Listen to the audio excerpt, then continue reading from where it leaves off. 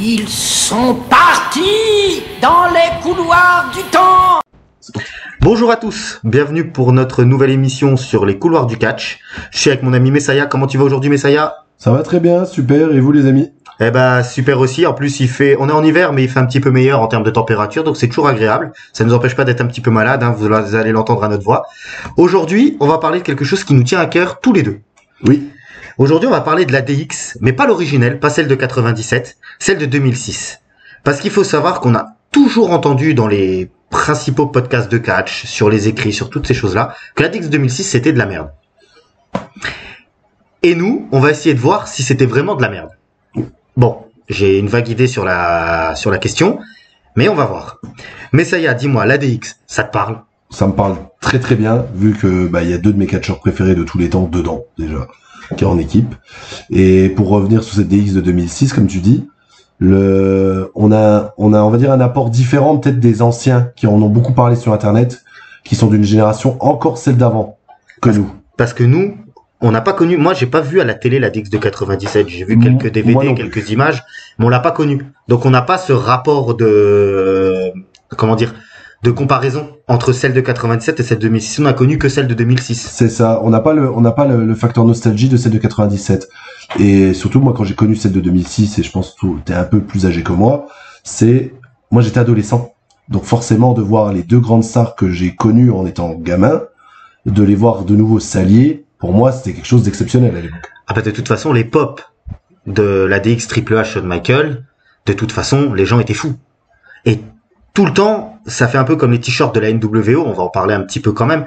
Ils ont toujours été là, même les t-shirts, les fans les avaient toujours, même avant que la DX se reforme. La couleur verte. Même encore aujourd'hui, c'est des choses qui sont ancrées dans le souvenir des fans. Comme les t-shirts de la NWO, ce que je venais de dire, les t-shirts de la NWO, on en voit encore aujourd'hui, on est en 2024. On est en 2024. Il y a des choses qui ont dépassé tellement les fans que on voit toujours ça aujourd'hui.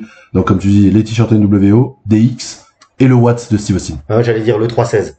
Donc tu m'as devancé, mais voilà. C'est exactement ça. Alors avant de se lancer sur la DX 2006, on va peut-être faire une petite présentation de la DX originelle quand même, qu'on sache un petit peu où on va, parce que c'est bien de commencer par les bases. Donc est-ce que tu peux nous présenter un petit peu cette DX originelle? Oui, je vais faire ça tout de suite.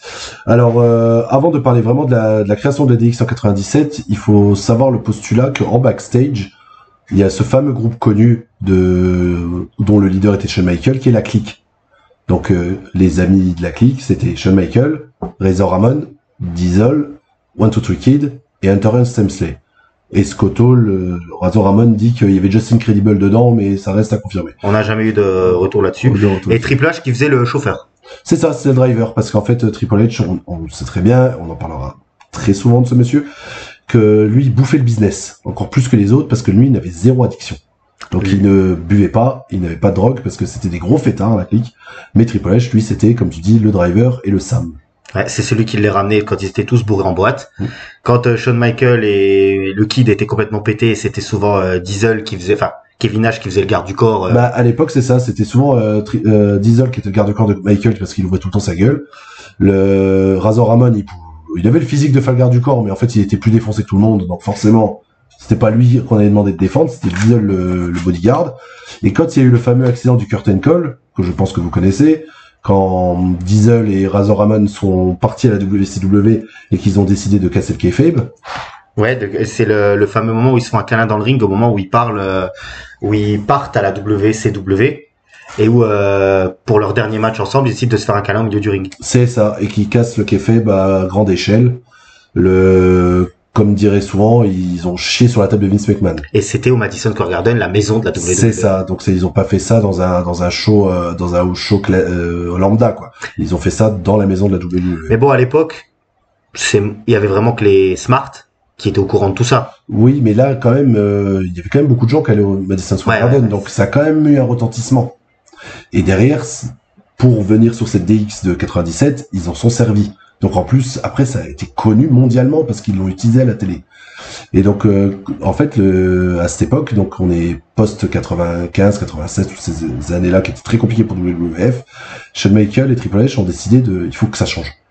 On se fait bouffer par la NWO de l'autre côté. Et puis on a marre des gimmicks de métier, on en a marre de tous ces trucs-là. C'est ça. De l'autre côté, excuse-moi, la WCW, t'as NWO qui cartonne, mais de feu de Dieu. Et du coup, on va essayer de répondre. Tu me coupes quand je dis des bêtises, de répondre à ça. Non, c'est exactement ça. C'est exactement ça. Et donc, du coup, ils ont décidé de mettre autant de modernité qu'ils voyaient chez leurs copains à côté. Et ils ont décidé de faire ce qu'ils faisaient backstage, mais à la télé. Donc, ça veut dire casser toutes les limites. Donc, même l'une des premières catchphrases de la DX97, c'est « Vous créez les règles, nous, on est là pour les briser ». Et puis, il y a quand même un côté un peu plus sérieux du côté de la NWO. Des choses pas plus sérieux, mais je veux dire, il y a un peu plus de... C'est plus une mafia, la NWO. C'est plus, voilà. Comme tu dis, côté sérieux, c'est plus, on est un groupe à part qui va dominer je trouvais pas mes mots. La fédération. Oui, voilà. Voilà. Alors que DX97, il commence déjà à faire beaucoup de blagues. Ouais. C'est vraiment les deux, beaucoup de fesses, beaucoup de nudité. Du cul. Voilà. Du cul. C'est un peu TF1 à l'époque. Moi, je me rappelle du segment avec le sergent Slaughter. Avec les postillons. Avec les postillons. Avec la visière, c'était très marrant. Comme je dis, il parle beaucoup, il casse le kayfabe à la télé, où il parle du curtain call et qu'il le montre à Raw. C'est la DX qui parodie Bill Clinton. Oui, et ben justement, je vais en venir, parce que ça, c'est le point crucial de DX97. En fait, tout ce qu'il faisait à la télé, donc tous les débordements et toutes les exagérations que Triple H et Shawn Michaels fait, Vince McMahon, à chaque show, était hors de lui. Et puis il se fait tuer par la chaîne, je crois. La chaîne lui disait, la chaîne était en train de lui dire ça va trop loin, on va arrêter de diffuser. Et en fait, ils ont jamais écouté. Et au bout d'un moment, tellement la chaîne mettait la pression, ils décident de faire ce fameux speech de Bill Clinton où il le parodie, où il dit nous dirons plus les mots bip. Et puis il y a des bips à chaque fois. Il y a des bips. Et en fait, la chaîne, dès qu'ils ont vu ce segment, ils ont dit c'est génial, continuez. C'est bon, lâchez-vous. Ils avaient l'accord de la chaîne, ils pouvaient y aller. Et du coup, Vince McMahon a dit vous avez carte blanche. Et c'est ce qui amène la DX de 97 a servi, parce qu'il y a eu la blessure de Shawn Michaels aussi, face à l'Undertaker dans le casket match, où on sait que il va devoir s'arrêter, parce que son dos c'est plus possible. Et il avait peut-être aussi pas mal de problèmes d'addiction à cette époque-là, non? Aussi, mais c'est surtout les problèmes de dos qui parce que lui voulait pas s'arrêter. D'accord, il voulait continuer. Lui, il voulait continuer. Et Vince McMahon, il faut transformer un négatif en positif, on va pusher son gros projet de l'époque qui était Steve Austin. Donc on va mettre des X contre Steve Austin, après le Montréal Screwjob, après tout ça, que ce soit Shawn Michaels contre Steve Austin à WrestleMania 14. Et c'est aussi à ce moment-là où il y a Mike Tyson. Ah oui, l'époque de Mike Tyson, ouais. L'époque où la WWE a moins de stars dans le ring à cette époque-là, et elle prend des stars mainstream pour un petit peu essayer de refaire venir les gens à leur show. C'est un peu ça, mais ça va même au-delà de ça, parce que il y avait des soucis d'argent où vraiment ils se faisaient défoncer par la WCW. Ah, ça allait loin la WCW à l'époque. C'était la première fédération mondiale. Faut le savoir. Aujourd'hui, les gens qui se sont intéressés au catch un petit peu plus tard, qui pensent que la WWE a toujours été au sommet, là, milieu des années 90, c'est pas le cas. Non, la fédération mondiale, la première, comme je dis, je me répète, c'est la WCW. Et donc du coup, McMahon, en fait, il fait le gros coup de génie, 5 millions de dollars investis pour faire venir Mike Tyson. Et là, même là, la concurrence disait, ouais, il s'est réveillé le vieux, parce que là, c'est un coup marketing incroyable. Mike Tyson à l'époque, là on voit on a fait un coup de pub actuel en affrontant le frère de Logan Paul, donc Jake Paul. Ah bah c'est un nom. C'est un nom, voilà. Mike Tyson, c'est l'une des plus grandes stars de la boxe overall. Donc ah oui, c'est un mec, c'est un nom et c'est une gueule et c'est un physique. Et déjà à l'époque. C'est tout. Ouais, c'est ça. Et déjà à l'époque. Et donc du coup, on le décide de l'associer avec des X parce qu'en fait, Steve Austin décide de pas accepter Mike Tyson dans le ring. Et donc du coup, ils se mettent l'un contre l'autre. Et au final, Mike Tyson était du côté de Steve Austin et il fait écouter le titre à Shawn Michaels. Et c'est, on va dire, la fin de la toute première DX. Et c'est là qu'il part Shawn Michaels. C'est là où il part Shawn Michaels. C'est l'un de ses derniers matchs. C'est son dernier match. C'est son dernier match avant sa pause de 4 ans et demi. Exact. D'accord. Donc, après, WrestleMania 14. Derrière, Triple H continue le groupe. DX a duré pendant très longtemps, durant toute l'attitude era. Donc avec Triple H, X-Pac, Chyna et les New Age Outlaws. Ok. Voilà. Moi, c'est cette image-là qui me reste de la DX. Je me rappelle des New Age Outlaws où ils avaient mis dans une poubelle, je crois, Mick Foley et Terry Funk. Voilà. Je crois que ça passait déjà sur RTL 9 et j'ai des souvenirs. Vaguement, ça devait peut-être être des best-of parce que je pense qu'à l'époque ça passait pas. On avait Canal+ à l'époque. D'accord, ok. Parce que les angles là, j'ai l'impression de l'avoir déjà vu. On avait Canal+ et c'était la WCW qui passait à l'époque. Qui était diffusée, ouais. C'est ça. Et donc du coup, Triple H a toujours tenu le groupe DX jusqu'à ce qu'il devienne main eventer et que le groupe s'arrête entre guillemets. Donc je te laisse poursuivre pour la DX de 2006.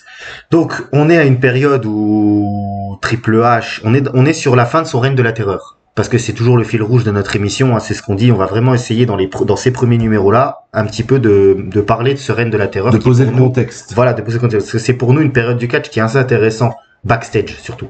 Voir comment Triple H, aujourd'hui, c'est l'image qu'il a, elle est très bonne, à l'époque là, c'était pas la même chose. Non, on en a sûrement déjà parlé, mais c'était, je pense, l'une des personnes par les smart les plus détestées du parce que il enterrait tout le monde. Il enterrait tout le monde. Donc on est en 2006. C'est ça, hein, tu me coupes, hein. Toujours quand je dis des bêtises, c'est toi l'expert, c'est toi qui me coupes. Oui. On a un match, Shawn Michaels contre Vince McMahon à WrestleMania. Exact. Et pendant le match, Shawn Michaels fait un geste qu'on n'a pas vu depuis mais très longtemps. C'est le signe se quitte, le fameux croix avec les bras, le haut de l'échelle, avant de faire niveau du pubis. Avant de faire sa descente du coude assez impressionnante sur Vince McMahon dans une poubelle. Ouais, du haut de l'échelle, avec Vince McMahon sur une table, dans une poubelle. Et Shane McMahon attaché avec une menotte qui dit non, s'il te plaît, je t'en prie, fais pas ça à mon père. Il est gentil. Bon. Match ensuite, on a le match de Triple H pour le titre contre John Cena. En main Toujours, event. voilà, dans ce même show, hein. Show où Rey Mysterio devient champion d'ailleurs. C'est WrestleMania 22. Exactement. 22. Et Triple H, qui perd son match contre John Cena, fait également le geste de ce quitte. Et là, dans la tête des fans, il se passe quelque chose. La connexion se fait. C'est bizarre. Ouais, on l'a pas vu depuis longtemps. Déjà, on n'a pas vu Shawn Michaels pendant 4 ans et demi parce qu'il revient qu'en 2002. Oui. Milieu de l'année 2002. Donc là. Surtout qu'à cette période, excuse-moi de te couper. Non, vas-y. Ils sont éloignés. Depuis le retour de Shawn Michaels, ils n'ont jamais été éloignés, Triple H et Shawn Michaels. Ils ont été en rivalité depuis son retour tout le temps. Ils étaient toujours autour l'un de l'autre. Et à ce moment-là, ils sont vraiment dans deux rivalités distinctes et séparés au niveau des storylines et tout ça. Ils ont plus d'interaction. Parce que il y a des années 2002, 2003, 2004, quand Triple H voulait un bon combat, il affrontait son copain. Son copain backstage, hein, parce qu'à l'écran, c'était les pires ennemis du monde. Hein, on est bien d'accord. Hein. On mélange un petit peu le réel et le gimmick. Et donc du coup, à ce moment-là, les gens ils commencent un peu à se prendre de tiens, est-ce que la DX va revenir? Est-ce qu'il va se passer quelque chose? On sait pas. On a un match exceptionnel. Alors quand je dis exceptionnel, hein, c'est clin d'œil, hein, c'est une blague. À Backlash, après WrestleMania, donc, où Shawn Michaels et Dieu affrontent Vince McMahon et Shane McMahon. Donc oui, c'est dans cette grande rivalité entre Vince et Shawn, où justement Shawn demande à Vince McMahon de changer déjà. En fait, grandit, évolue. Parce que il a tout gagné, c'est le plus grand promoteur de catch, qui a la plus grande fédération au monde, et le gars se comporte toujours comme un énorme mégalo. Et Shawn Michaels, qui a une très grosse relation avec Vince McMahon backstage et à la télé, se décide d'aller le voir pour lui dire oh, faudrait peut-être que t'évolues, t'as pas besoin de tout ça. C'est bon mec, t'as 60 ans, voilà. Il est temps de grandir quoi. C'est ça. Et Vince McMahon lui répond cette fameuse phrase, j'ai déjà baisé Bret Hart, me pousse pas à te baiser toi. Donc, make me screw you. Donc, ce match, Shawn Michaels, il gagne à WrestleMania, il perd le match avec Dieu au Backlash. Dieu qui vient pas beaucoup l'aider d'ailleurs. Alors, Dieu, en fait, la WWE a juste mis quelques éclairs. Un spotlight. C'est tout. Le seul truc marrant, je trouve, de cette rivalité, on va dire un peu blasphématoire, surtout aux États-Unis, hein, c'est quand même un peu purité. Aujourd'hui. Bonne question, parce que déjà à l'époque c'était déjà compliqué parce que ça reste puritain les États-Unis. Mais là maintenant avec l'arrivée sur Netflix prochainement, avec le fait que ce soit encore plus mondialisé entre guillemets, est-ce que cette rivalité aux États-Unis elle passerait encore? Est-ce que les gens ils diraient pas un peu merde, stop, ça suffit avec Dieu? C'est possible, ouais. Franchement c'est possible. Je pense qu'ils le referaient plus. Hein. Là c'était vraiment dépasser un peu les bornes. C'était un peu comme toutes les images de guerre de l'époque, invasion où il y avait les spots avec les tanks, c'est la troisième guerre mondiale. C'est ça. Ça c'est très Vince McMahon. C'est très Vince McMahon. Ben c'est avant 2008 où ils sont en bourse. Oui. Donc c'est avant qu'ils sont ils sont cotés en bourse, je sais plus quelle année. Et en fait ils se permettaient vraiment beaucoup de choses quand c'était encore une fédération familiale. C'est après quand ils ont commencé à être cotés en bourse, sponsorisés par Mattel, par Sneakers, par CG et tout ça. T'as des comptes à rendre. Voilà, avant l'RPG en fait. Ouais. Avant l'RPG. Et pour revenir sur ce match, ouais, c'est même pas intéressant quoi. C'était juste pour blasphémer, pour dire de blasphémer quoi. Et je vais profiter de ce que tu viens de dire que c'était pas intéressant pour déjà, on va mettre tout de suite l'église au milieu du village, si tu me permets. En plus c'est église, on parle de Dieu, ça tombe bien. Il y a pas de cas, enfin, on va pas parler d'in-ring hein, dans cette émission d'aujourd'hui parce que les matchs de la DX de 2006 il y a rien d'exceptionnel. Il y a des très bons matchs avec raté des RKO, ça oui, sur la fin de la rivalité. Moi, j'aime beaucoup le match Hell in a Cell avec le Big Show et Vince McMahon. On en parlera plus tard. Voilà, mais il n'y a pas de 5 étoiles, on est d'accord. Hein. Non. Il n'y a rien d'immanquable. C'est pas le but. Le but, c'est du divertissement. Hein. C'est du divertissement. Mais de toute façon, dans les rivalités contre Vince McMahon, en général, on cherche le divertissement et la violence. Et puis que Vince McMahon en prenne un peu plein la tronche, ça fait toujours plaisir aux gens. Ça fait toujours plaisir. Qui n'a jamais rêvé de balancer un coup de chaise à son patron? Oui. Ça fait partie du jeu. Et surtout à Vince McMahon. Et surtout à Vince McMahon. Donc, là, en plus de Vince McMahon, après Backlash, il y a aussi le Spirit Squad qui est là. Et Triple H qui est Vince... Je voulais te couper juste avant, parce que tu parlais de Backlash. Il fallait pas oublier aussi que Triple H fait encore le signe de la DX dans le main. Bien vu, j'allais oublier. Il affronte Edge et John Cena. Et John Cena pour le titre de la WWE. Il perd, John Cena conserve son titre. Et là, Triple H pète un câble à la fin du match, les dégomme à coups de sledgehammer de son fameux marteau. Et il fait de nouveau le signe de la DX. Signe de la DX que je pense Shawn Michaels a fait aussi. Alors, je suis pas sûr à 100%, mais je pense qu'il l'a fait aussi lors de son match du pay-per-view. Ouais. Je pense qu'il l'a fait aussi pendant le pay-per-view. C'est possible. Ça a dû revenir. Je serais pas surpris parce que j'ai plus le match en tête parce que bon, c'est pas des matchs que t'as envie de regarder forcément. Tiens, ce soir, je vais regarder Shawn Michaels et Dieu contre Vince et Shane. C'est pas forcément à quel je pense. Je préfère regarder Simon Dean. Mais du coup, excusez-moi les amis. Ça y est, il est en train de boire un coup. Il a failli tout renverser. Fameux Simon System. On en reparlera une autre fois également quand on fera les futurs main eventers de 2003. Donc du coup. Je reviens sur ce que je disais parce que j'ai perdu le fil avec mes conneries. Donc, on a Shawn Michaels qui poursuit la rivalité avec Vince McMahon et il y a le Spirit Squad qui est dans le lot. Qui devient les bras armés de Vince McMahon. Ouais, j'allais dire les hommes de main, donc t'as très bien résumé. Et Vince McMahon veut que Triple H lui fasse un petit peu allégeance. Il a l'impression que Triple H, il est un petit peu, il est plus là, enfin, il est plus avec lui. Donc, il veut faire un match Shawn Michaels contre le Spirit Squad. Et à la fin du match, Triple H doit venir avec son marteau et terminer Shawn Michaels. Je fais un tout petit aparté sur le Spirit Squad. C'est quand même pas possible cette gimmick. Hein. C'est quand même 5 pom-pom boys qui dansent partout, qui chantent partout et qui sont totalement insupportables. Donc de les avoir en tant que bras armés du patron, c'est quand même improbable, quoi. Ah oui, c'est clair. Ils sont champions par équipe. Oui. Ils l'ont été, je sais pas s'ils le sont à ce moment-là, mais ils l'ont été. Je pense qu'ils le sont. Ils sont à WrestleMania 22. Ils battent Kane et Big Show. Kane et Big Show, ouais. 5 pom-pom boys battent Kane et Big Show. Et ils sont 5. Ils sont 5 et je crois que c'est un peu la même... C'est la Freeboard Rule. Ouais, voilà, c'est ça, où ils sont champions, mais un coup c'est toi qui y vas, un coup c'est moi, un coup c'est lui. Ils décident comme ils veulent, ouais. Voilà, comme ils veulent. Chose qu'a repris aussi le New Day. Le New Day, exactement. Et pas en ce moment le Judgment Day. C'est Finn Balor et... Non, ça reste Finn Balor et Jimmy McDonald. Ouais, on fait pas d'actualité, c'est juste pour un petit peu, comment dire, montrer nos propos avec des choses qui se passent en ce moment, quoi. Donc, Triple H, il vient avec son marteau. C'est Kenny qui lui arrache le marteau des mains parce que Kenny extra. Triple H ne va pas assez vite à son goût. Et Triple H dégomme On lui vole pas le marteau des mains. Voilà, et il dégomme le Spirit Squad. Mais attention, il n'y a aucune interaction entre Triple H et Shawn Michaels. Même pas un regard. Shawn Michaels, de toute façon, il s'est fait démonter pendant le combat. Je crois même qu'ils lui ont mis la chaise au niveau du genou. Oui. Et qu'ils lui ont, soi-disant, brisé le genou, quoi. C'est ça, lui fait un Pillmanizer. Merci, je trouve pas le nom. Et on pense même que Shawn Michaels, pendant quelques mois, on le voit plus. Vince McMahon, il est enragé sur la scène, bah oui, parce que lui, il voulait que Triple H montre son allégeance. Voilà, et montre son allégeance. Triple H le fait pas, donc Vince McMahon décide la semaine d'après, c'est toi, dans un gauntlet match, contre le Spirit Squad.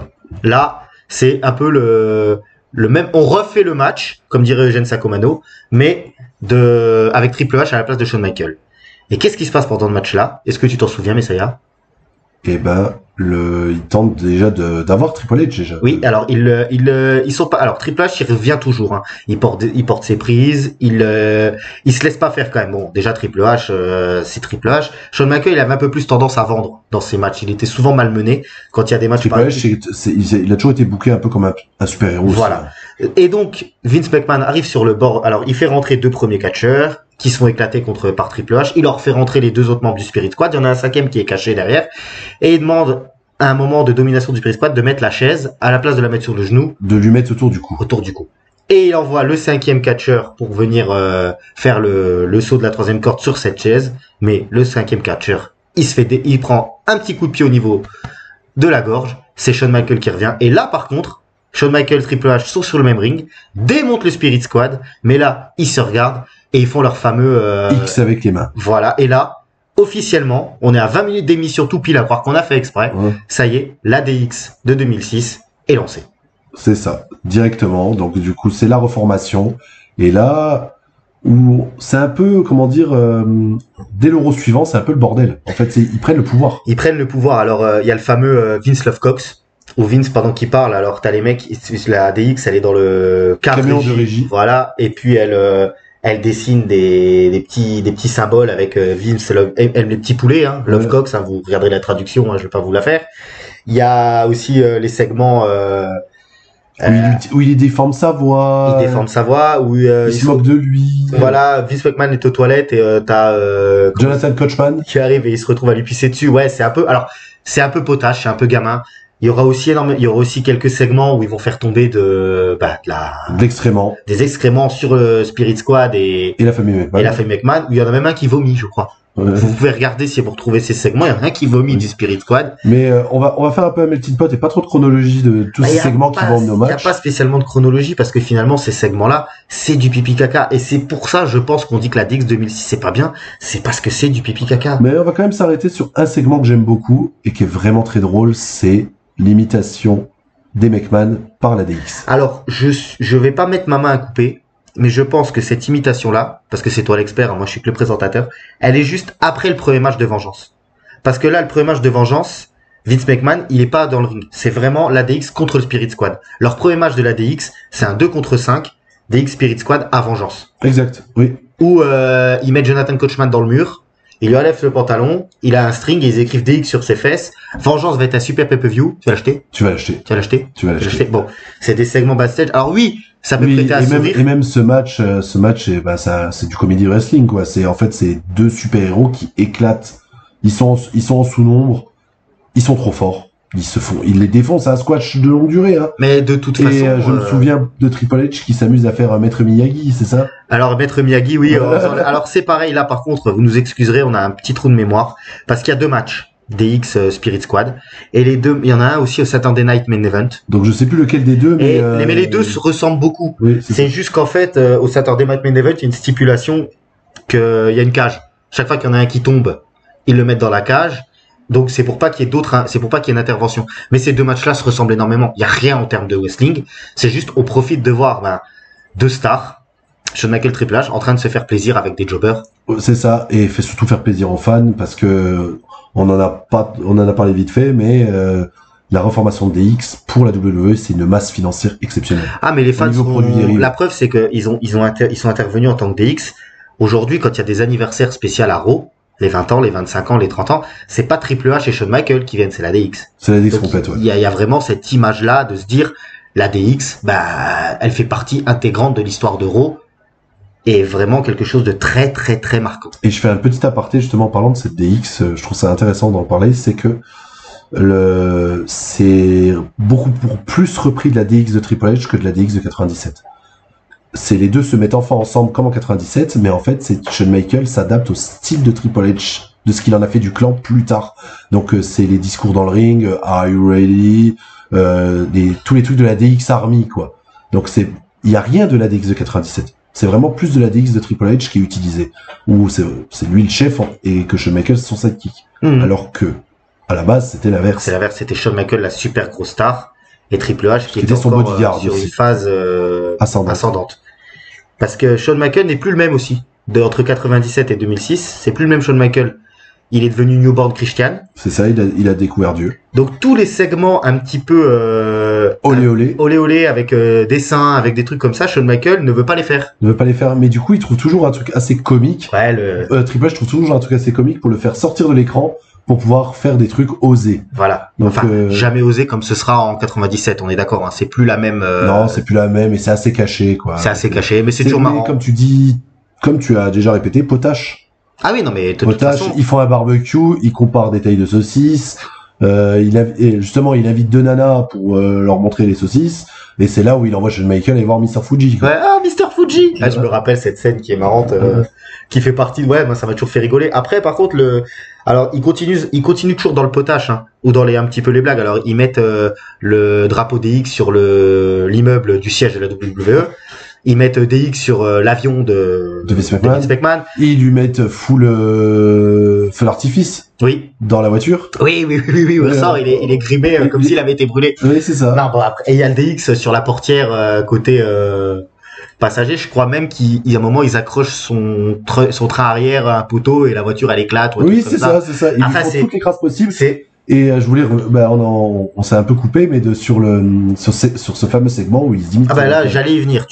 J'allais y venir là. J'allais justement dire voilà, là après on a le segment qu'on préfère. Ah, pour moi c'est le meilleur de 2006. Où Vince McMahon et Shane sont parodiés par Triple H et Shawn Michaels et c'est magnifique. Voilà, Shawn Michaels on a toujours l'habitude de le voir danser durant son entrée, mais il faut savoir que le mec ne sait pas danser et qu'en fait sa danse est devenue iconique, mais quand on regarde, il est ridicule. Sur le Air Comes the Money. Et là, il fait la danse où on peut pas enlever à Shane McMahon qui a une très belle aisance dans sa danse. Shawn Michaels qui tente de faire ça, c'est hilarant, quoi. C'est hilarant. Et est-ce que tu sais pourquoi, en fait, quand ils font cette parodie, pourquoi ils sont pas coupés par Shane et Vince? Aucune idée. Alors, je vais te la dire parce que je m'en souviens. Alors, je suis sûr à 90% qu'en fait, Triple H, à l'époque là, il a envoyé un SMS à Vince pour lui dire il faut que tu t'en ailles de Raw, ta fille est en train d'accoucher. C'est vrai, maintenant je m'en souviens, voilà, je n'avais plus du tout l'idée en tête. Et qui est le père de l'enfant de Stephanie McMahon? Mais ils font pas un segment le lendemain, justement? Un truc comme ça. La semaine d'après, où on voit le bébé avec la tête de Triple H. Exactement. Voilà. Exactement. Voilà. Oh, qu'est-ce qu'il est beau ce bébé. Non, alors, ça me fait rigoler aujourd'hui, ça me fait sourire, parce que c'est vrai que par contre, je trouve que la DX, à cette époque-là, c'est vraiment un bon antidépresseur. Quand tu te dis, quand t'as envie de rigoler pour rigoler, que t'es pas dans le sérieux, et surtout que ça permet un petit peu à Triple H d'être toujours dans le spotlight, parce que forcément la DX ça fera toujours le segment. Mais en dehors du main event. En dehors du main event. Ça peut laisser John Cena consolider son titre. Edge, tous ces mecs-là grandir un peu tranquille de leur côté, prendre le titre, le spotlight pour le titre, mais ça permet à Triple H, Shawn Michaels d'être toujours là en haut de la carte, parce que je pense que beaucoup de leurs segments, ce sont les main events d'Euro. C'est ça. Alors, on continue dans la rivalité où là maintenant le Spirit Squad il va être un petit peu mis de côté, c'est bon, 2 branlés parce qu'il n'y a pas d'autre mot, hein, c'est 2 branlés. 2 branlés plus tous les weekly. Plus tous les weekly, en fait de toute façon c'est très simple, le Spirit Squad n'a jamais le dessus sur la DX. Jamais. La DX elle arrivera à connaître ses premières défaites un peu plus tard dans la rivalité, mais là de toute façon tu peux pas les faire perdre contre le Spirit Squad. Non. Et là on arrive vers SummerSlam, où là il y a un match Vince McMahon, Shane McMahon contre la DX, mais en plus Vince McMahon et Shane ils vont appeler des renforts. Alors au hasard, hein, il doit y avoir il y a pas Finn Finlay, il y a Finn Finlay, il y a William Regal, je crois, il y a aussi Umaga qui apparaît, mais alors Umaga comme il est en rivalité avec Kane et qu'Umaga surtout ne devait pas perdre, ne devait pas être mis à terre. Kane vient le sortir du match contre dans le match là, justement, il vient sortir Umaga de l'équation. Et si je me souviens bien, c'est ce match-là où Vince et Shane font bizarrement un énorme hommage à toutes les grandes équipes que Vince McMahon a dans son équipe. Alors je termine quand même parce qu'il y a aussi le Big Show qui apparaît. Oui. Ça emmènera justement la DX. Champion de la ECW. Exactement, ça emmènera la DX à aller à la ECW pour la première fois. Enfin, la ECW, WWE, on est bien d'accord. Mais ça les emmènera à aller dans des shows de la ECW. Il y a aussi le Spirit Squad qui revient, mais qui se fait éclater. Mais c'est vrai que c'est toutes ces prises de finition envoyées. Et c'est marrant de se dire que Shawn Michaels, il a pris ses prises de finition par les vrais catcheurs de l'époque. Et en plus, il se les a pris par son patron. Et surtout que cet aparté est incroyable, c'est que voir Vince faire les énormes prises de catch des plus grandes équipes qu'il a eu à la WWF, alors que le mec n'a jamais promu le catch par équipe. Non, il a jamais aimé le catch par équipe. Il l'a jamais mis au premier plan, quoi. Lui, il a jamais aimé. Il préférait mettre 2 égaux ensemble. La DX par exemple, surtout les Mega Power. Ouais, les Mega Power. C'est la première grosse alliance de gros babyface pour affronter justement des équipes ou des heels qui se sont assemblés pour affronter les babyface. Ouais. Mais il a jamais mis en avant le catch par équipe à ce point. Et là, le gars fait les prises des grandes équipes. Je trouve ça lunaire. Alors par contre, ce match-là est pas top. Mais la fin, on va faire un petit clin d'œil à notre dernière émission avec Rob Van Dam, où à la fin, c'est Triple H qui est assis contre le ring, contre le coin du ring. Il a une poubelle sur lui. Et c'est Shane qui s'apprête à faire un coast to coast et Shawn Michaels l'arrête avec un Sutil Music, ouais, il l'arrête en vol. Semble, alors pareil, hein, je vous dis ça, c'est beaucoup de mémoire parce que c'est une période que j'ai suivie énormément, mais c'est de la mémoire, donc si je fais des bêtises, si je dis des erreurs, n'hésitez pas à me reprendre. Hein. Si mon expert me reprend pas, vous me reprendre dans les commentaires. Je ne suis pas infaillible. Voilà, mais le match se finit là. Et je crois que la rivalité, donc, elle continue encore jusqu'au prochain pay-per-view, où c'est Hell in a Cell. C'est ça. Où là, c'est Vince, Shane et le Big Show dans la cage avec la DX. C'est ça. Et parce que Vince McMahon n'en peut plus de la DX, il arrive pas à les gérer. Et donc du coup, il avait déjà demandé de l'aide au Big Show. Et là, il a dit, ça va être mon bras armé. Il est champion SW. Il fait le double des deux. Ce sera toujours mieux que le Spirit Squad. Hein. Ah bah là, de toute façon, il y a pas de. Mais par contre, là, ce match-là, moi, c'est un match qui me plaît bien. C'est violent. Très violent. C'est vraiment, on retrouve. On reste sur le côté potache parce que dans le final du match, il y a quand même Vince McMahon qui finit dans les Big Show. Dans les fesses du Big Show. Dans les fesses du Big Show, oui, pas de gros mots. Mais là, par contre, juste après le tombé, le coup de marteau de Triple H dans le coup de Vince, il lui casse la Sledgehammer dans la nuque. C'est violent quand même. Oui, c'est violent quand même.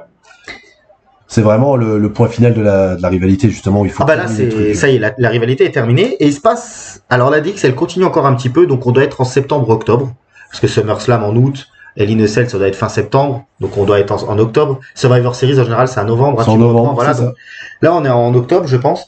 Et plusieurs fois, la DX, elle va faire équipe avec John Cena. Oui. Et elle va même, je crois, empêcher John Cena de perdre son titre contre Edge sur une intervention ou quelque chose comme ça. Et c'est qui fait l'élément déclencheur. De Randy Orton et Edge qui se disent maintenant, il y en a marre de se faire prendre la tête par les papis. Oui. C'est même carrément, c'est Edge qui décide. Voilà. C'est Edge qui est en rivalité contre John Cena. Il se fait écouter le titre, comme tu dis, je sais plus à quel show, par la DX.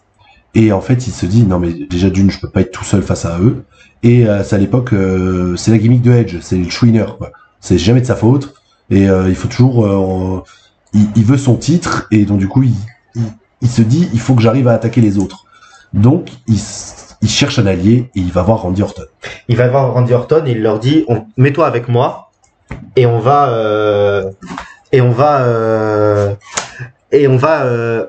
en terminer avec cette DX. Alors là, par contre, les matchs sont un peu plus qualitatifs. Un peu plus qualitatifs, mais on va y revenir. C'est dans un peu la chronologie de cette rivalité. C'est un peu étrange ce qui se passe sur Survivor Series. On va y revenir. Alors, il y a un match avant. Il y a un match avant. Les Survivor Series, il y a un match avant. Alors attention, on passe sur tous les matchs qu'il y a eu à Raw, où là je les ai pas en tête. Moi je me rappelle des matchs de pay-per-view. Mais il y a un match, c'est Cyber Sunday. Où c'est celui-là qui est décidé. Et donc la DX connaît sa première défaite depuis sa réunification face à Ratty RKO avec un arbitre spécial. Et cet arbitre spécial, c'est Eric Bischoff. Exactement. Et là, c'est la première défaite de la DX depuis leur reformation. Alors, c'est bien aussi un petit peu, il fallait perdre un petit peu. Je sais qu'aussi backstage, alors c'est peut-être soit avant les Survivor Series, soit après les Survivor Series, ils se font sacrément mettre à l'amende aussi par Landscape et Trevor Murdoch.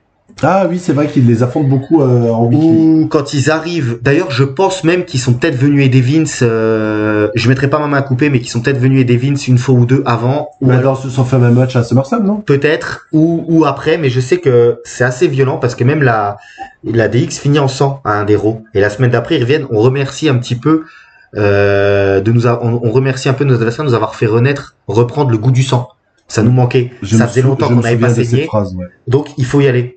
Il me semble même qu'on a Ratty RKO qui parodie la DX, il me semble, qui parodie Shane et Shawn Michaels. Bien sûr, il parodie Triple H et Shawn Michaels, ou Edge fait Triple H et Randy Orton fait Shawn Michaels. Et c'est encore dans le début de cette rivalité, en fait, ils veulent tuer la DX, mais ils sont encore un peu goofy. Ils sont encore, on se moque d'eux, c'est des vieux, ils sont has-been. C'est avant les Survivor Series. Ouais, et il y a un petit peu un rapport, un petit peu comme Edge est avec Christian à faire des bêtises, à dire des conneries. Alors pas aussi prononcé parce que Edge et Christian, ça va, les segments étaient hilarants. Là, on est moins dans le hilarant, mais ça prête à sourire. C'est ça, c'est pas trop encore sérieux, quoi. Ils les prennent pas au sérieux. Ils sont dégoûtés parce que la DX les empêche d'aller plus haut, mais ils se disent on va les battre et on les ridiculise. Et c'est là où le revers de médaille va se passer au Survivor Series. Ah bah de toute façon, ce qui se passe au Survivor Series, on va en parler hein, tout de suite. De toute façon, on y est. Ce qui se passe au Survivor Series, j'ai l'impression que ça enterre Ratty RKO. Parce que d'adversaires crédibles avec la victoire à Cyber Sunday. Merci, j'ai du mal. Là, on est à Survivor Series, c'est un 5 contre 5. Il y a Ratider KO, il y a Shane Ames, donc l'ancien Hurricane, pour ceux qui connaissent. Il y a un catcheur de la ECW, Mike Knox, qui fait une très grosse apparition dans ce combat. Oui. Et il y en a un cinquième, Johnny Nitro. Face à eux, il y a la DX. Il y a peut-être l'une des meilleures équipes de l'histoire avec eux. Les Hardy Boys. Et un petit jeune qu'on sait pas trop ce qu'il est devenu aujourd'hui. Hein, mais ça y est, rigole, c'est CM Punk. C'est ça. Donc, le but dans les segments avant le Survivor Series, Ratider KO arrête pas de dire notre but, c'est d'éliminer les 3 autres et de laisser la DX contre nous 5. C'est ça. Et c'est pas ce qui va se passer. Et de faire un 5-0. Voilà. Mais il va se passer un 5-0 inversé. L'équipe de Ratider KO va se faire juste démolir. Et ça, je pense que c'est aussi ce qui fait qu'on dit que la DX aujourd'hui, c'est à chier. Enfin, cette DX de 2006, pardon. Parce que justement, il y a ce match-là qui revient en mémoire. Ratider KO n'aurait pas dû subir un 5-0. Non. Pour les laisser crédibles. En plus, je crois qu'ils sont champions par équipe, ou peut-être pas encore. Ils sont champions par équipe. Ils avaient battu Ric Flair et normalement Roddy Piper. Exactement, oui, parce que Roddy Piper avait eu un problème de santé. Ils avaient repris le titre. Enfin, ils sont champions par équipe. Donc, ils sont champions par équipe. Shane Ames, il est champion, crois, Cruiserweight. Et je me demande si Johnny Nitro est pas champion aussi. Il est champion intercontinental. Peut-être. Il me semble. Je sais plus si à cette période-là il l'est, mais il me semble que, voilà, l'équipe sur le papier, elle est pas dégueulasse. Et puis, ça permet de mettre des jeunes. Alors déjà, il se passe un truc incroyable dans l'entrée. La vraie star du match. C'est pas la DX ni les Hardy Boys, c'est CM Punk. C'est CM Punk. Et ça me permet de faire encore une petite anecdote backstage de notre ami Triple H, qui l'a très mal pris. Parce qu'en fait, on a DX et Hardy Boys, quoi. Donc au niveau Star Power, là, on est au plus haut, on va dire. Et en fait, le public, je sais plus dans quelle ville se passe le Survivor Series, mais les gens connaissent très bien CM Punk. Alors CM Punk, il fait déjà partie. C'est pas sa première apparition à la WWE. Il existe déjà dans le roster. Il est dans le roster ECW. Mais c'est vrai que à l'époque là, qui était l'une des plus grosses indie darling de l'époque. Et le public pop complètement pour CM Punk à tel point que Triple H, malgré tout, ça l'a vexé. On a eu des reports qu'en backstage ça le vexe très fort. Et il met le spotlight quand même sur CM Punk. En fait, il se dit, je vais partager l'awareness avec lui, où il le laisse faire sa fameuse phrase, Are you ready? Are you ready? On est à Philadelphie. À Philadelphie. C'est une ville de catch. C'est la ville de la ECW. C'est la ville de la ECW. Exactement. Je dis ça avec un petit sourire, mais alors on n'est pas dis le mot, j'arrive jamais à le dire. On n'est pas dans l'arène de la ECW. On n'est pas dans le bingo hall, ni dans le Hammerstein. Merci, parce que moi j'arrive jamais à le prononcer. Mais c'est déjà Triple H, on voit son professionnalisme. Après, le Hammerstein Ballroom, c'est pas à Philadelphie. Non. C'est à New York. C'est à New York, d'accord, ok. Donc, mais je voulais dire, on n'était pas dans une des salles mythiques de la ECW. Non. Si tu me permets la corrélation. Donc on continue la rivalité. Et c'est là où, pour moi, le booking de Survivor Series est étrange, parce que comme tu dis, on a l'impression qu'on enterre un Ratider KO, mais par contre, c'est à ce moment-là où il se réveille, et que je trouve qu'ils s'en servent très bien en justification. Parce qu'après l'humiliation qu'ils ont pris, en fait, ils deviennent fous. Ah oui. Et c'est là où ils se disent, on va être beaucoup plus violent. Et dans les actes où il commence vraiment à dégommer Triple H et Shawn Michaels, mais en étant des psychopathes, quoi. C'est vraiment, ils changent totalement de paradigme. Ils étaient un peu, on va se moquer de la DX, ils sont has-been, on va les humilier, on les propose sérieux. Non, ils sont dangereux, on va être encore plus dangereux qu'eux. Et puis cette fois-ci, par contre, il n'y a plus de rigolade, on va les démonter. Exactement. Et là, c'est parti. Alors, je sais, donc on est au mois de décembre, il me semble. On approche tout doucement de la fin de la DX. Oui. Parce qu'il reste un certain... Alors, Triple H, Shawn Michaels, chose incroyable, n'ont jamais été champions par équipe ensemble. Jamais. En 97, ils ne l'étaient pas. Après, Shawn Michaels arrête pendant 4 ans et demi. Arrête, c'est ça. Après, ils sont plus copains. Ils sont plus copains. In-ring, on est bien d'accord. Et il y a un match, donc c'est à New Year's Revolution 2007. Où là, c'est DX contre Ratider KO. Mais là, par contre, c'est du catch. C'est plus... toi tu viens m'aider, moi je viens... Non, là c'est l'équipe contre équipe. Et le vainqueur du match, il prend la... C'est un match de championnat. Et il se passe quelque chose dans ce match. Là, un drame. Pour la personne, en tout cas. Pour Triple H, c'est un drame. Triple H déchire le quadriceps pour la 2e fois de sa carrière. Mais, il termine le combat. Ah, il est surhumain. Ça, par contre, on peut pas lui enlever. Ah non, Les 2 fois où il se déchire le quadriceps, les 2 fois, c'est dans des matchs par équipe, en plus. Et il finit le match les 2 fois. La première fois, pour la petite anecdote, il se déchire le quadriceps, c'est le two-man power trip, Il est en équipe avec Stone Cold Steve Austin et il affronte Chris Benoit et Chris Jericho. Mais est-ce que c'est pour ça qu'on le voit pas à l'invasion? Exactement. C'est juste avant l'invasion. C'est pour ça qu'on le voit pas de C'est tout pour ça qu'on le voit pas de tout le 2001, il est blessé. Alors on a aussi une blessure qu'il a dans le ring, on en a parlé dans notre dernière émission sur Rob Van Dam, où il se fait blesser au niveau de la trachée, c'est ça? De la trachée, ouais. Mais il continue quand même le combat. Il continue le combat. Ou d'ailleurs on l'a dit la semaine dernière, je crois qu'on a tourné par rapport à cette date, hein, où il a le coup qui est énorme. Ah oui, il a le coup qui a triplé de volume à ce moment-là. Ouais, il est trachée déchirée. Mais c'est là où vraiment il est quand même à l'image de ce qu'il veut montrer, quoi. C'est Conan le barbare, quoi. Ah oui. C'est pour le tenir à terre, le Pepper Hunter, il faut le faire. Ouais, non, c'est vrai que, alors. C'est un tough guy. Malheureusement, je pense que la DX devait gagner ce match. On sait pas. Là, c'est de la supputation. C'est de la grosse spéculation de notre part, et même moi, à l'époque, quand je regardais dans les forums, on pensait tous ça, c'est que le but, c'était qu'ils aient le titre. Au moins le titre une fois. Au moins une fois. Parce que, par contre, tu m'as dit une chose intéressante. La rivalité avec Ratidir KO, ça aurait dû être la dernière de la DX.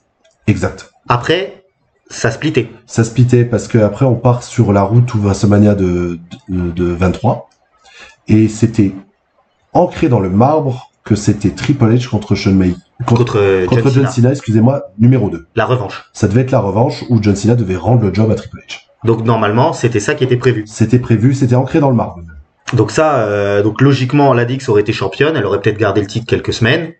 Ensuite, il y aurait eu comme il y avait déjà John Cena un petit peu dans les parages parce qu'il l'avait aidé face à Edge, il y avait des petites choses. On aurait remis Triple H face à John Cena. Shawn Michaels aurait eu certainement peut-être un match face à Edge ou face à Randy Orton à WrestleMania. Ça, par contre, on sait pas. Mais la DX n'aurait plus été ensemble. Ouais, le seul truc qu'on sait pas, c'est si Triple H, il aurait fait gagner le Rumble ou s'ils auraient trouvé un moyen de le mettre encore une fois face à John Cena parce à WrestleMania 22, il va face à John Cena sans gagner un match particulier, quoi.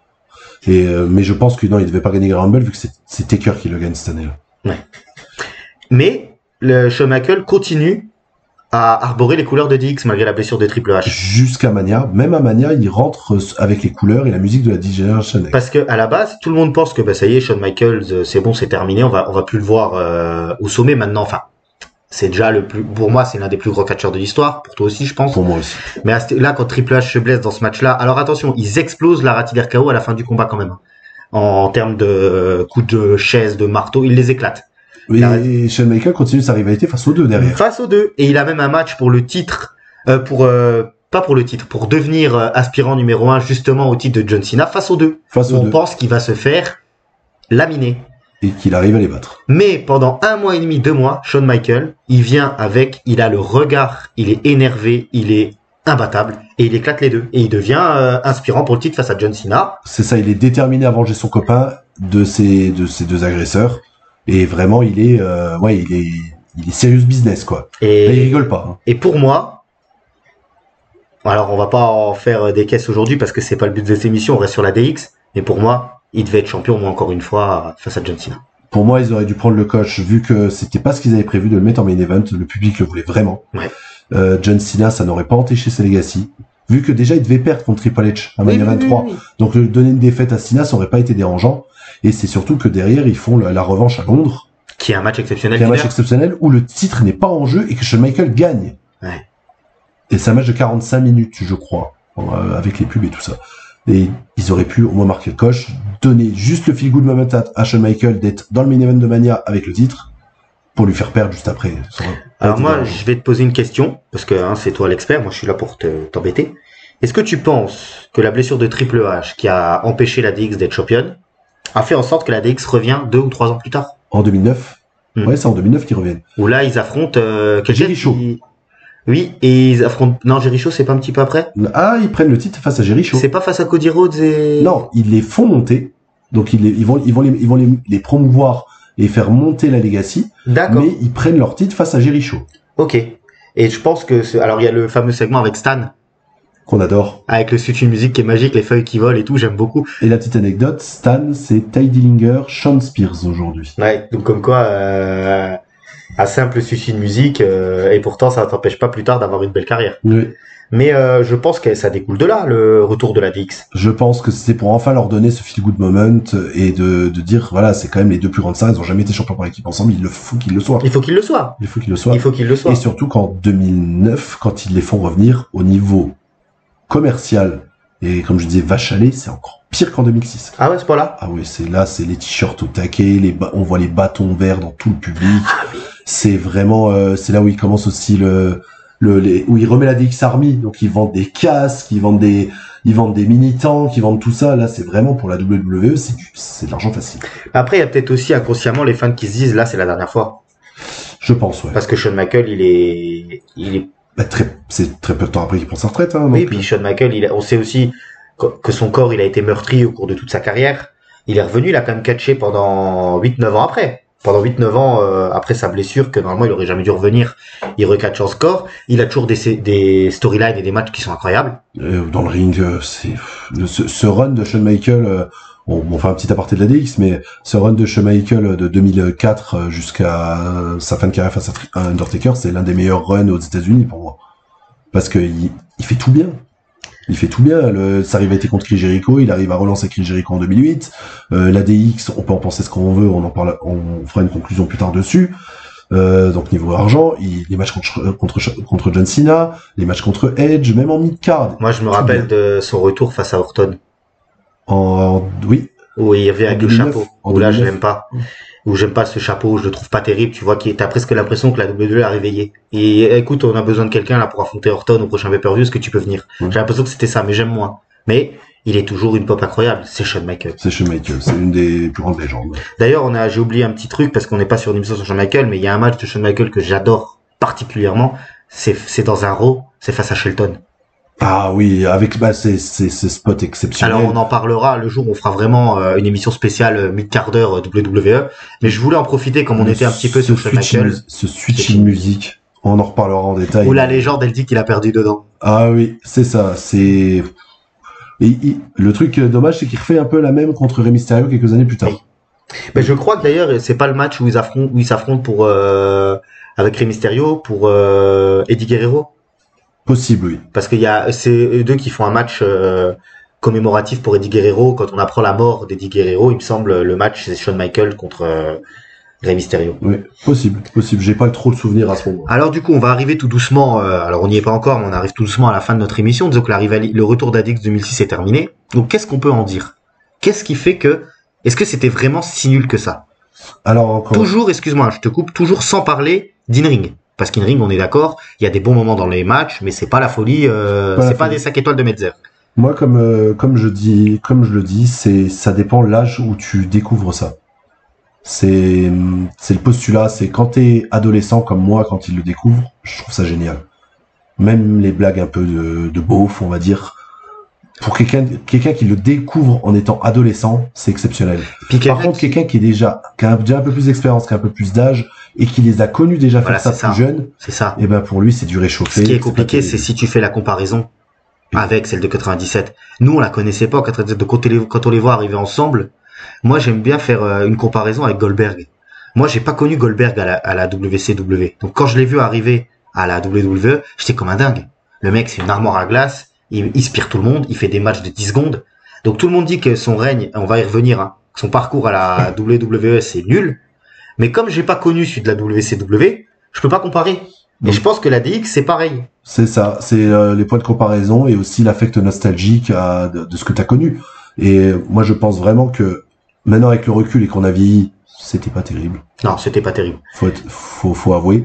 Mais que sur le moment, moi, c'était quelque chose, c'était le segment que j'attendais à Raw quand j'étais adolescent en 2006. Et puis parce qu'il y a des choses qu'on n'a pas dit parce qu'il n'y a pas besoin, mais à un moment, quand ils font tous les nains, les personnes de petite taille, pardon, où c'est écrit Dégénération X. Ah, bah, c'est avec le tribunal de petite taille. Qui sont déguisés en Spirit Squad. C'est quand même pas terrible. Ouais, non, mais en 2009 aussi, le tribunal de petite taille, aussi avec Hornswoggle. Non, c'est trop, ça. Qui c'est qui était à fond dans les personnes de petite taille à l'époque? C'était Vince? Parce que j'ai l'impression qu'il y en a eu dans toutes les époques. Petit aparté très simple. Bah après, c'est dans le catch en général. En tant qu'aparté. Ah, mais par exemple, Hornswoggle, c'était pas déconnant. Enfin, j'ai déjà vu pire, comment il s'appelait, là, dans les années 2010? El Torito. C'était sympa. C'était un très bon catcheur. Tu voyais que le mec savait catcher, c'était autre chose. Mais les personnes de petite taille, ça a toujours été une attraction dans le catch. Ouais, un peu comme les années 70. Comme les géants, quoi. Comme les géants. Bah, à l'époque, André le Géant affrontait souvent dans les shows, il affrontait une armée de gens de petite taille, quoi. Excusez-moi pour le terme, je sais qu'il faut pas le dire, excusez-moi. C'est quelque chose connu dans le catch, en fait. Parce que moi par contre, c'est les segments, quand ils font tomber les excréments, je trouve ça nul. Mais par contre, ouais, quand tu les vois arriver, comme on disait, parodier, Shane Evans, quand tu les vois faire le geste kit, quand tu les vois en backstage foutre le bordel, quand tu les vois, ça je trouve ça rigolo. Oui, c'est rigolo, mais c'est un peu bas de plafond, quoi. Ça va pas super loin, c'est pas de l'humour très très qualitatif non plus. Mais je reviens vite fait, en 97, ils ont été obligés de faire un petit peu ce terme humour, parce que comme on disait, la NWE était plus sérieuse. Donc tu pouvais pas proposer exactement la même chose. Il fallait compenser. Il y en a beaucoup qui disent que justement la DX c'est la NWO potache. Oui, parce qu'il fallait. En fait, c'était les blagueurs de la clique. Ouais. C'était une NWO blagueuse. Exactement. Entre guillemets. Parce que la NWO à la WCW commandait le vestiaire, et la DX à la WWE, je parle bien de celle de 97, commandait le vestiaire aussi un petit peu. Oui, bien sûr. Parce que Shawn Michaels c'était le champion du monde à l'époque, et que Vince McMahon était amoureux de lui. C'était son champion, et jusqu'à quel point il a trahi Bret Hart pour Shawn Michaels, de toute façon. De toute façon, il a choisi Shawn Michaels pour Bret Hart. Plus que Bret Hart. Et aujourd'hui, on va terminer cette émission, là, on approche de la fin. Je pense qu'on a dit tout ce qu'on voulait dire. Oui, on n'a pas. C'était un peu, comment dire, décousu. Vous nous pardonnerez, mais c'est un peu le sujet qui veut ça. Mais c'est difficile de faire. On a fait un peu plus de chronologie avec Rob Van Dam parce qu'il y avait de la chronologie. Et puis il y avait des bons matchs, il y avait des choses sympas à dire. Là, sur la DX, la chronologie, elle est pas utile parce que finalement, il n'y a pas de match. C'est pas les matchs qui nous apportent. C'est qu'est-ce que ça apporte la DX. Qu'est-ce que la DX rapporte à ce moment-là? Pourquoi elle revient? C'est ce qu'on a essayé de répondre aujourd'hui. C'est ça. Et on est un peu sorti on va dire, de notre thème principal qui est plus les années puissance catch. Parce que là, on va dire, c'était la fin des années puissance catch et le début de la génération NT1. C'est ça. Et puis, mais bon, on reprend toujours Triple H. Triple H, quand même, qui fait la DX, c'est juste à la fin de son règne. Oui. Et puis, il y a peut-être aussi une part de règne parce que ça lui permet de garder le spotlight. Malgré tout. Donc, il y a quand même toujours, si on n'est pas vraiment dans le thème à proprement parler en termes d'années, on est toujours dans ce thème par rapport à. Et ça a permis, ça lui a permis aussi de revenir babyface. C'est vrai. Chose qu'il n'avait pas fait depuis longtemps. Et oui, parce que après sa défaite contre Batista, à la fin de l'évolution, il a sa longue période de pause. Quand il revient, il dit j'en ai marre de créer des stars, je veux le titre de John Cena pour WrestleMania 22. Donc là, il est toujours heel. Et c'est vraiment son face turn et avec la DX. Il fait pas un face turn une soirée où il dit je vais catcher avec Ric Flair parce que c'est mon copain ou parce que je vais l'aider. Oui. Et après il l'éclate. Et après il l'éclate. C'est ça. Exactement. J'adore ce match. Je vous le conseille vraiment. Triple H contre Ric Flair où il dit je vais faire mon match contre mon copain, je vais tout donner. C'est un match en cage, il me semble. C'est un match exceptionnel. Allez le voir, les amis, allez le voir. Alors, du coup, on va terminer par la question que je vais te poser à la fin de chacune de notre émission. Ça va être un petit peu notre gimmick. Seulement, aujourd'hui, je vais t'en poser deux. Ok. Je vais te demander un mot pour décrire la DX de 97 et un mot pour décrire la DX de 2006. Ok. Voir si tu arrives à trouver, est-ce que ça va être la même chose ou pas? Donc, je pense que le mot pour la DX de 97, beaucoup de gens ne sont pas d'accord, mais moi, c'est ce que je pense. Je dirais révolution. Ouais. Pour la WWE, c'est une révolution. C'est pour la WWF, c'est vraiment une révolution. Oui. C'est ce qui amène vraiment le pic de l'attitude era. Ouais. Avant. Et après, en fait, c'est ce qui amène Steve Austin. Oui, donc c'est ce qui relève la WWE. C'est ce qui relève la WWE. C'est ce qui leur permet d'enterrer la... Et là, on va prendre un gros envers de bâton. Parce que le mot que je vais dire pour 2006, c'est potache. Potache, ouais. Il n'y a plus cette révolution. Il n'y a plus de cette révolution. C'est plus, c'est un délire entre copains, quoi. On se fait plaisir, on fait plaisir aux fans, mais on fait plaisir aux fans, oui, parce que par contre, je pense que il y a rien d'important. Il y a vraiment ce plaisir pour les fans, quoi, de retrouver leurs potes, leurs grosses stars des années 90, qui sont en équipe comme avant, qui se font plaisir, qui détruisent tout le monde, qui finalement, sur tout leur règne, en pay-per-view connaissent qu'une défaite, parce qu'il n'y a pas d'autre défaite. Et moi, je garde un souvenir ému de cette période-là, parce que, c'est mon premier souvenir c'est le fois où je les aurais vus ensemble, quoi. C'est ça. Voilà. Eh ben les amis, je vous remercie. Je vous souhaite une très très bonne journée, une très très bonne soirée, une très très bonne ce que vous voulez, parce que ça dépend à quelle heure vous regardez cette émission. Mais ça y est, toujours un expert. Je te remercie d'être avec moi pour faire partager ta passion du catch aux personnes qui nous écoutent. Je te remercie Thomas et je vous remercie à tous et hâte de voir vos commentaires et vos retours. Allez, à plus. Ciao.